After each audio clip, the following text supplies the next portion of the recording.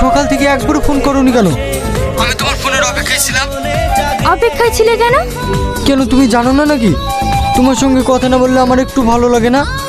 ভালো লাগে না কেন? তোমাকে ভালোবাসি তাই। কি? ওসব কথা বাদ দাও।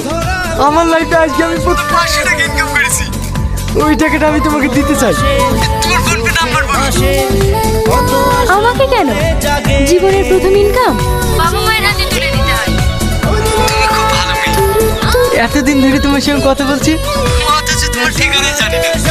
তোমার ঠিকানাটা বলবে? আমার ঠিকানা? তুই না, এটা কি প্রেম করার জায়গা? তোমাকে এখানে রাখা হয়েছে কাস্টমার প্রবলেম জেনে সেটা সলভ করার জন্য, তার সাথে প্রেম করার জন্য না। না মানে স্যার। চুপ করো তুমি। আমি কয়েকদিন ধরে লক্ষ্য করে দেখছি তুমি একই নম্বরে বারবার ফোন করে 2-3 ঘন্টা ধরে কথা বলছো। তাই তোমাকে আমি আর এখানে রাখতে চাই না। না স্যার, এরকম করবেন না। আপনি তো সবই জানেন। আমার বাড়িতে অসুস্থ বাবা আছে। চাকরিটা চলে গেলে আমি খুব সমস্যায় পড়ে যাব। সেটা তোমার আগে ভাবা দরকার ছিল। তুমি এই মুহূর্তে এখান থেকে বেরিয়ে যাও, আন্ডারস্ট্যান্ড?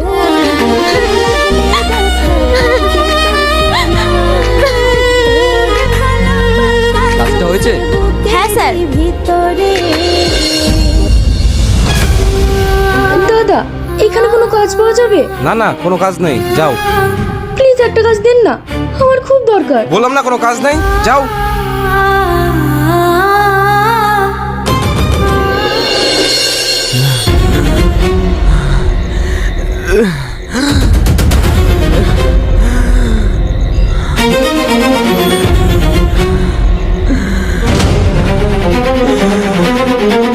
আব্বা, আব্বা, আব্বা, তোমার খুব কষ্ট হচ্ছে আব্বা?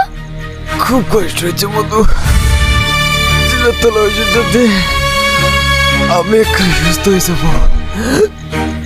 আব্বা, ওষুধ তো পড়ে গেছে। মরে গেছে।